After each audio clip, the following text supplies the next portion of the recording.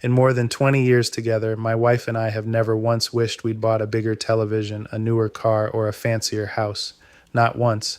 But we can name every trip and 100 ordinary days with the people we love. That is the whole reason I'm retiring at 52.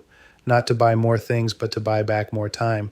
This is part two, stuff versus memories in real numbers. Hi, I'm Anthony.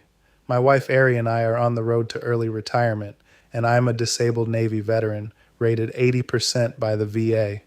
On this channel, I show you the real numbers behind walking away from a paycheck decades early.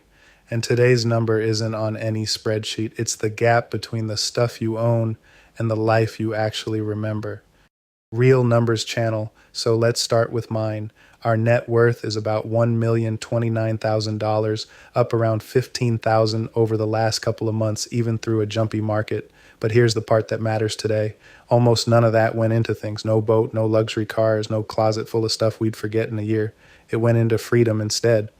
And here's the proof. It's a choice, not just talk. Zero debt. No car payments, no credit card interest, nothing financed. The average new car payment in this country now tops $700 a month. We drive paid off cars and let that money compound instead. Choosing kept and boring over new and financed is a huge part of how an ordinary family reached that million. This right here is the engine. About $9,000 is left over every month after all the bills are paid.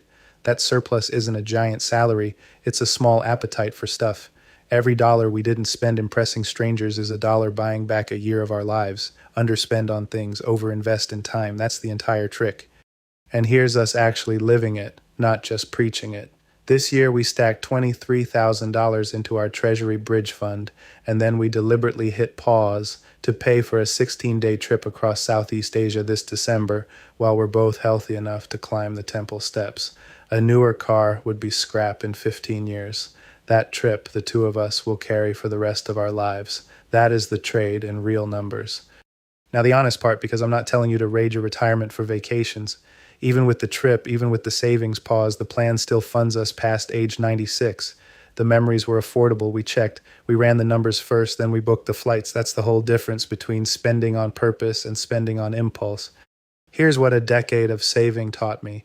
Nobody reaches the end of their life counting the things they owned. They count the mornings, the trips, the people, the time they got to be free. Stuff is what you trade your good years for. Memories are what your good years are for. Retiring early is just refusing to make that trade backwards.